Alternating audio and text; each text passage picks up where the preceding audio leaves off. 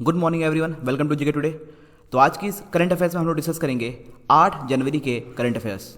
और कल मैंने एक सवाल पूछा था कि भारत में पहली किसान रेल कहाँ से कहाँ तक चलाई गई थी। तो ये चला गया था महाराष्ट्र के देवलाली से बिहार के दानापुर तक। देवलाली से दानापुर तक ये पहली किसान रेल चली थी और लगभग सारे स्टूडेंट्स इसका आंसर सही बताया था। इनफैक्ट एक स्टूडेंट ने सारे क्वेश्चन का जो आंसर है वो पूरे डिटेल में लिखा है। तो ऐसे ही पार्टिसिपेट करते रहिए और ज़्यादा से ज़्यादा इन क्वेश्चंस को लिख के प्रैक्टिस करने की कोशिश कीजिए। चलिए स्टार्ट करते हैं आज के करंट अफेयर्स। लेकिन स्टार्ट करने से पहले कल जो मैंने क्वेश्चंस पूछा था उस क्वेश्चंस को डिस्कस कर लेते हैं। फ्रेट बिजनेस डेवलपमेंट पोर्टल जो कि खबरों में था, ये किस केंद्रीय मंत्रालय द्वारा लॉन्च किया गया है? वाणिज्य उद्योग मंत्रालय, रेल मंत्रालय, कृषि और ग्रामीण विकास मंत्रालय या फिर एमएसई मंत्रालय? तो अभी हाल ही में केंद्रीय रेल मंत्री पीयूष गोयल ने फ्रेट बिजनेस डेवलपमेंट पोर्टल को लॉन्च किया है। और क्यों लॉन्च किया है? क्योंकि इसका जो उद्देश्य है, यह पोर्टल लॉजिस्टिक्स प्रदाताओं के लिए लागत कम करने के लिए और माल परिवहन जो भी गुड्स होते हैं उस परिवहन की प्रक्रिया को सरल बनाने के लिए इस पोर्टल को लॉन्च किया गया है। तो ये जो लॉन्च किया गया है ये किया गया है रेल मंत्रालय के द्वारा। और रेल मंत्री कौन है? पीयूष गोयल।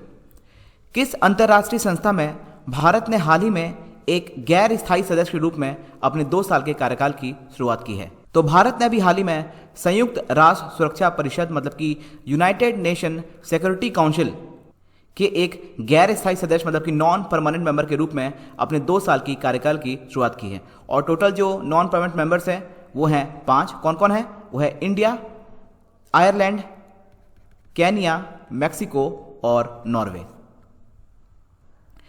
तीसरा सवाल पूछा गया था कोट्टायम, जहां पे H5N8 एवियन इन्फ्लुएंजा की पुष्टि हाल में हुई है, यह किस राज्य में स्थित है? तो अभी एवियन इन्फ्लुएंजा जो है, जिसे हम लोग बर्ड फ्लू भी कहते हैं, ये बहुत सारे स्टेट्स में बहुत तेजी से फैल रहा है। तो जो कोट्टायम है, यहाँ पे बहुत सारे पक्षियों की मृत्यु हो गई है। तो ये है केरल राज्य के अंदर। ओमकारेश्वर बांध जो भी हाल ही में खबरों में था, ये किस राज्य में स्थित है? तो ये भी खबरों में क्यों था? क्योंकि इस बांध के ऊपर दुनिया की सबसे बड़ी तैरती हुई सौर ऊर्जा परियोजना का निर्माण किया जाएगा। लगभग इसकी जो लागत होगी वो 3000 करोड़ रुपए की होगी। और ये जो बांध है ये कहाँ पर है? देखिए आप लोग महाराष्ट्र और मध्य प्रदेश में कंफ्यूज मत करना। और ये जो बांध है ये मध्य प्रदेश के अंदर है। और ये बांध किस नदी के अक्रॉस बना हुआ है? और ये बांध किस नदी पर बना हुआ है? ये बना हुआ है नर्मदा नदी पर ये बांध बना हुआ है। इस बात को भी ध्यान रखिएगा। विश्व ब्रेल दिवस विश्व भर में हर साल कब मनाया जाता है? तो अभी हाल ही में गूगल ने एक ब्रेल कीबोर्ड को लॉन्च किया है, उसका नाम है टॉक बैक। और विश्व भर में हर साल 4 जनवरी को ब्रेल दिवस मनाया जाता है, क्योंकि इस दिन लुईस ब्रेल का जन्म दिवस है। तो चलिए स्टार्ट करते हैं आज की current affairs. PM cares fund trust ने किस उपकरण की स्थापना के लिए 201 करोड़ रुपए आवंटित किए हैं? तो अभी हाल ही में पीएम केयर्स फंड ट्रस्ट ने 162 समर्पित मेडिकल ऑक्सीजन जनरेशन प्लांट्स की स्थापना के लिए 201.58 करोड़ रुपए आवंटित किए हैं। तो इसका जो सही आंसर है वो है ऑक्सीजन जनरेशन प्लांट। और यह कार्य स्वास्थ्य और परिवार कल्याण मंत्रालय के तहत एक स्वायत्त निकाय सेंट्रल मेडिकल सप्लाई स्टोर द्वारा किया जाएगा। तो याद रखिएगा, पीएम केयर्स फंड ट्रस्ट के द्वारा 201 करोड़ रुपए ऑक्सीजन जनरेशन प्लांट के लिए एलोकेट किए गए हैं। हाल ही में किस संगठन ने आकस्मिक कर्तव्यों के लिए मतलब कि कॉन्टीजेंसी ड्यूटीज के लिए पूर्ण महिला टीम को तैनात किया है? तो अभी हाल ही में राष्ट्रीय आपदा प्रतिक्रिया बल मतलब कि NDRF national disaster response force ने आकस्मिक कर्तव्यों के लिए पूर्ण महिला टीम को तैनात किया है। और यह टीम कहाँ पे तैनात हुई है? ये उत्तर प्रदेश के मुक्तेश्वर शहर में गंगा नदी के किनारे तैनात हुई है। और यह जो टीम है ये पूर्ण रूप से ट्रेंड है, पूर्ण रूप से प्रशिक्षित है। तो याद रखिएगा, राष्ट्रीय आपदा प्रतिक्रिया बल ने आकस्मिक कर्तव्यों के लिए एक महिला टीम को तैनात किया है उत्तर प्रदेश के मुक्तेश्वर शहर में। स्वस्थ वायु वेंटिलेटर मतलब कि हेल्दी एयर वेंटिलेटर, जिसे हाल ही में खबरों में देखा गया था, यह किस संगठन के द्वारा विकसित किया गया है? तो ये विकसित किया गया है council of scientific and industrial research मतलब कि CSIR के द्वारा। और CSIR अभी क्यों न्यूज़ में था? क्योंकि CSIR और NPL मतलब कि वैज्ञानिक और औद्योगिक अनुसंधान और राष्ट्रीय भौतिक प्रयोगशाला परिषद, इन्होंने भारतीय प्रमाणित संदर्भ सामग्री मतलब कि सर्टिफाइड रेफरेंस मटेरियल के उत्पादन के लिए एक अंतरराष्ट्रीय अभ्यास अपनाया है। और CSIR ने ही स्वस्थ वायु वेंटिलेटर को विकसित किया है। टॉयकैथॉन पहल के लिए कितने मंत्रालयों ने भागीदारी की है, जिसे हाल ही में लॉन्च किया गया है? तो इंडिया जो है वो अब टॉय के मामले में, खिलौने के मामले में मैन्युफैक्चरिंग हब बनाने जा रहा है, क्योंकि भारत के अंदर बहुत सारे खिलौने जो हैं वो दूसरे देश से इंपोर्ट किए जाते हैं। तो इसी को मद्देनजर रखते हुए कुल 6 मंत्रालयों ने टॉयकथॉन पहल के लिए मर्ज किया है। और ये 6 मंत्रालय कौन कौन से हैं? शिक्षा, महिला एवं बाल विकास, कपड़ा, वाणिज्य और उद्योग, MSME मतलब कि मीडियम एंड माइक्रो एंटरप्राइज, और सूचना और प्रसारण मंत्रालय। याद रखिएगा जो टोटल मिनिस्ट्री हैं, जो टोटल मंत्रालय हैं वो हैं 6। रूफटॉप सोलर सेगमेंट में MSME मतलब कि micro small and medium enterprise को वित्त प्रदान करने के लिए किस कंपनी ने सिडबी के साथ साझेदारी की है?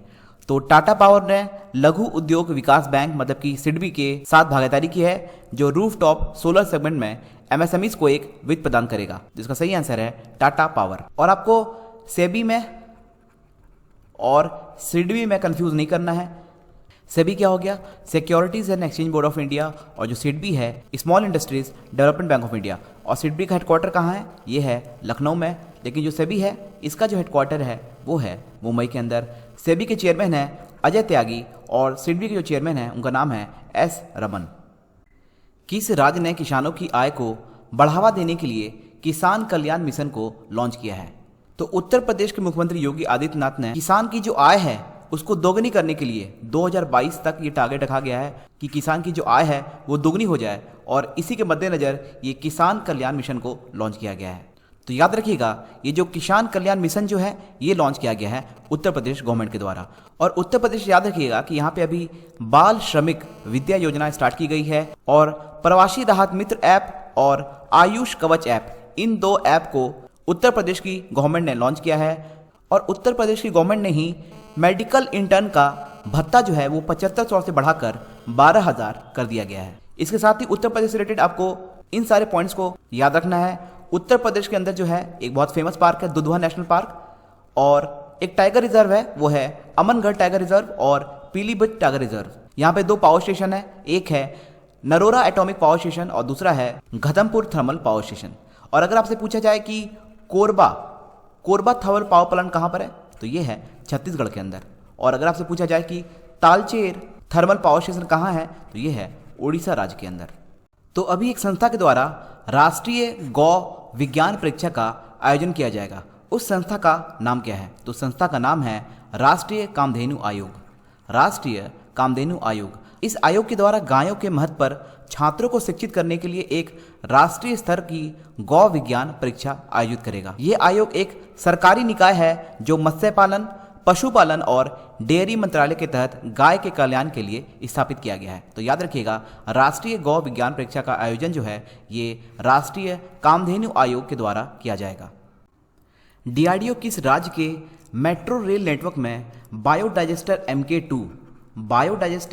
MK2 टेक्नोलॉजी स्थापित करेगा? तो ये करेगा महाराष्ट्र राज्य के साथ। महाराष्ट्र राज्य के साथ DRDO मेट्रो रेल नेटवर्क में बायोडाइजेस्टर MK2 टेक्नोलॉजी स्थापित करेगा। और इसका पर्पस क्या होगा? जो भी मानव के वेस्ट हैं, मानव के जो अपशिष्ट हैं, उनके उपचार के लिए एडवांस बायोडाइजेस्टर MK2 तकनीक को लागू करने के लिए यह तकनीकी सहायता प्रदान करेगा। और महाराष्ट्र गवर्नमेंट के द्वारा एक अभियान लॉन्च किया गया था जिसका नाम था मेरा परिवार मेरी जिम्मेदारी। मेरा परिवार मेरी जिम्मेदारी, इस अभियान को लॉन्च किया गया था। इसके साथ ही महाराष्ट्र के अंदर जौहर नाम का एक आदिवासी शहर है जिसको अभी मिनी महाबलेश्वर का टैग मिला है। प्रोजेक्ट प्लैटिना भी महाराष्ट्र की गवर्नमेंट ने लॉन्च किया है। और महाराष्ट्र के अंदर संजय गांधी नेशनल पार्क और Navegaon national park important national park है महाराष्ट्र के अंदर। और महाराष्ट्र का एक लोक नृत्य बहुत फेमस है, उसका नाम है लावनी। पश्चिम बंगाल में जल परिवहन में सुधार करने के लिए कौन सा संगठन 105 मिलियन अमेरिकी डॉलर का ऋण प्रदान करेगा? तो जल परिवहन में सुधार करने के लिए पश्चिम बंगाल में जो लोन देगा वो देगा विश्व बैंक। और अगर आपसे पूछा जाए कि पश्चिम बंगाल, वेस्ट बंगाल का जो कैपिटल कोलकाता है वो किस नदी के किनारे बसा है, तो वो है हुगली नदी के किनारे, हुगली। और ऋण से याद रखिएगा कि अभी एशियन डेवलपमेंट बैंक ने आसाम के बिजली उत्पादन की क्षमता को बढ़ाने के लिए 231 मिलियन US डॉलर का लोन दिया है। ये कहाँ दिया है? ये किसे दिया है? आसाम को। उसी तरह बेंगलोर के लिए, बेंगलोर बिजली वितरण प्रणाली को अपग्रेड करने के लिए 100 मिलियन US डॉलर का लोन दिया है। और हिमाचल प्रदेश को बागवानी उत्पादन के लिए 10 मिलियन US डॉलर का लोन दिया है। और पश्चिम बंगाल को जो लोन दिया है वो दिया है, लेकिन डिफरेंस क्या है? ये जो $105 मिलियन जो लोन है ये विश्व बैंक ने दिया है, लेकिन इन सारे लोन को दिया है एशियन डेवलपमेंट बैंक ने, जिसका मुख्यालय है मनीला, फिलीपींस के अंदर। उजाला योजना मतलब कि Unnat Jyoti by affordable LEDs for all और SLNP योजना, जिनके 6 साल अभी पूरे हो गए हैं, ये किस मंत्रालय द्वारा लागू की जा रही है? तो ये विद्युत मंत्रालय के द्वारा मतलब कि मिनिस्ट्री ऑफ पावर के द्वारा लॉन्च किया गया है। तो याद रखिएगा, उज्ज्वला योजना और SLNP योजना मतलब कि स्ट्रीट लाइटिंग नेशनल प्रोग्राम योजना, इनके अभी 6 साल पूरे हो गए हैं, तो ये विद्युत मंत्रालय के द्वारा लॉन्च किया गया है। और ये जो 2 योजना है ये इस मंत्रालय के अधीन एनर्जी एफिशिएंसी सर्विसेज लिमिटेड द्वारा कार्यान्वित किए जा रहे हैं। इन योजनाओं के तहत EESL ने ऊर्जा की बचत के लिए पूरे देश में बड़े पैमाने पर LED बल्ब और LED स्ट्रीट लाइट वितरित किए हैं। तो याद रखिएगा, ये जो मंत्रालय है ये है मिनिस्ट्री ऑफ पावर। अभी हाल ही में वर्ल्ड बैंक ने ग्लोबल इकोनॉमिक प्रोस्पेक्ट रिपोर्ट जारी की है। तो इसके अनुसार वित्त वर्ष 2021-22 में अनुमानित GDP वृद्धि दर क्या है? तो ये है 5.4%। और 2021 में जो वैश्विक आर्थिक उत्पादन का जो अनुमान है वो है 4%। और 2022-23 में जो अनुमान लगाया गया है बाई वर्ल्ड बैंक वो है 5.2%। खैर 2021-22 के लिए ये जो अनुमान है ये है 5.4%। वर्ल्ड बैंक का जो हेडक्वार्टर है वो है वाशिंगटन DC और इसके जो प्रेसिडेंट हैं वो है डेविड मलपास। किस भारतीय राज्य केंद्र शासित प्रदेश ने एक नई स्कूल बैग नीति शुरू की है? तो दिल्ली गवर्नमेंट के द्वारा एक नई स्कूल बैग नीति लॉन्च की गई है। इस नीति के अनुसार कक्षा 1 से 10 के छात्रों के लिए स्कूल बैग का वजन उनके शरीर के वजन का 10% से अधिक नहीं होना चाहिए। विश्व स्वास्थ्य संगठन के बयान के अनुसार फाइजर और बायोटेक वैक्सीन के 2 खुराक के बीच कितना अंतराल होना चाहिए? तो 2 खुराक के बीच 21 से 28 दिन का अंतराल होना चाहिए। वर्ल्ड हेल्थ ऑर्गेनाइजेशन का जो हेडक्वार्टर है वो है जेनेवा, स्विट्जरलैंड के अंदर। एक स्टार्टअप फर्म का न्यूनतम बाजार मूल्य कितना होता है जिसे यूनिकॉर्न कंपनी कहा जाता है? ध्यान दीजिए कि यूनिकॉर्न शब्द का जो उपयोग है वो उस निजी स्टार्टअप कंपनी के लिए किया जाता है जिसका बाजार मूल्य $1 बिलियन से अधिक है। तो इसका जो सही आंसर है वो है $1 बिलियन। हाल ही में अमेरिका में भारत के राजदूत तरनजीत सिंह संधू ने यह कहा है कि भारतीय स्टार्टअप्स ने इस वर्ष के दौरान दिसंबर के मध्य तक 9.3 बिलियन अमेरिकी डॉलर जुटाए हैं और भारत दुनिया का तीसरा सबसे बड़ा स्टार्टअप इकोसिस्टम है जिसमें 21 यूनिकॉर्न का मूल्य 73.2 बिलियन अमेरिकी डॉलर है। अभी अमेरिका के द्वारा मलाला यूसुफजई स्कॉलरशिप एक्ट पारित किया गया जिसके तहत पाकिस्तान की जो महिलाएं हैं उनको 50% स्कॉलरशिप दिया जाएगा। किस चीज़ के लिए? उच्च शिक्षा के लिए। साथ ही अमेरिका के जो प्रेसिडेंट है जो बाइडेन और जो वाइस प्रेसिडेंट है कमला हैरिस, इन दोनों को ही टाइम मैगजीन के अनुसार बेस्ट पर्सन ऑफ ईयर का अवार्ड मिला है।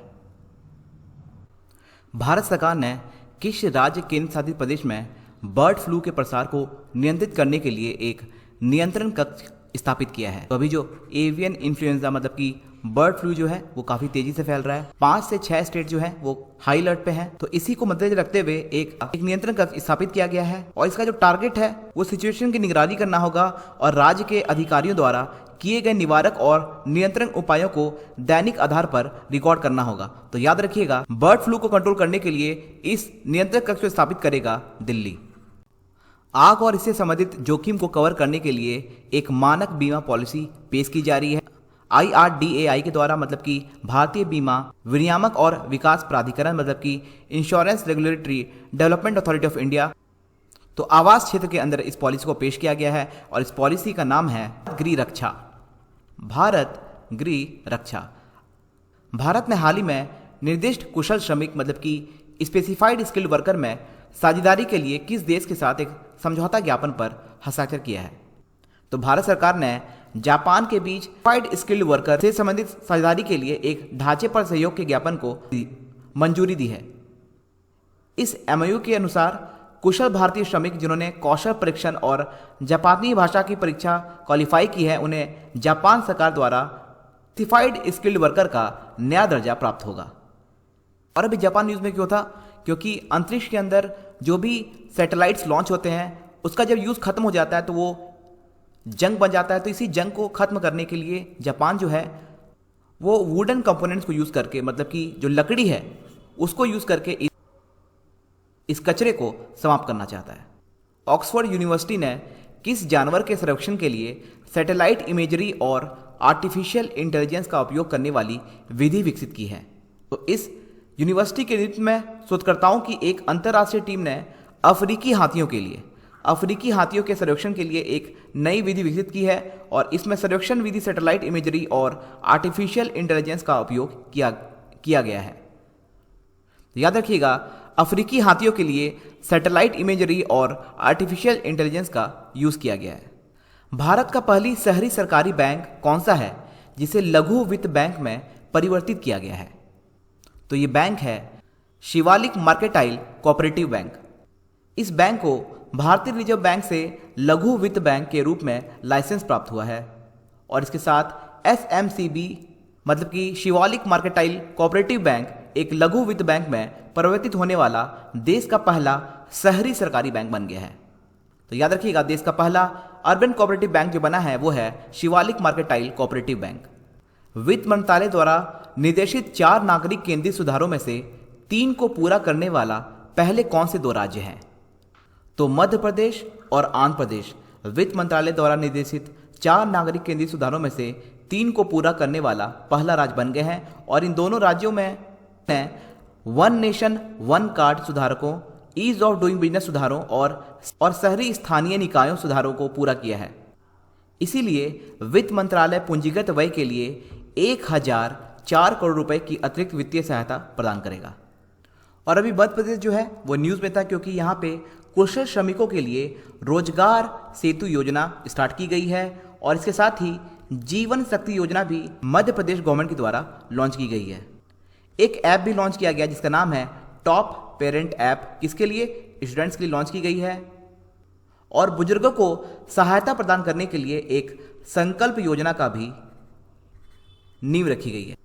तो वीडियो को एंड करने से पहले आप लोग इस क्वेश्चन का उत्तर, इनमें से कौन सा देश अभी हाल ही में मृत्यु दंड को समाप्त कर दिया है? कजाकिस्तान, पाकिस्तान, उज्बेकिस्तान या फिर अजरबैजान? मिलते हैं आपसे कल की वीडियो में। Thank you for watching. Have a nice day.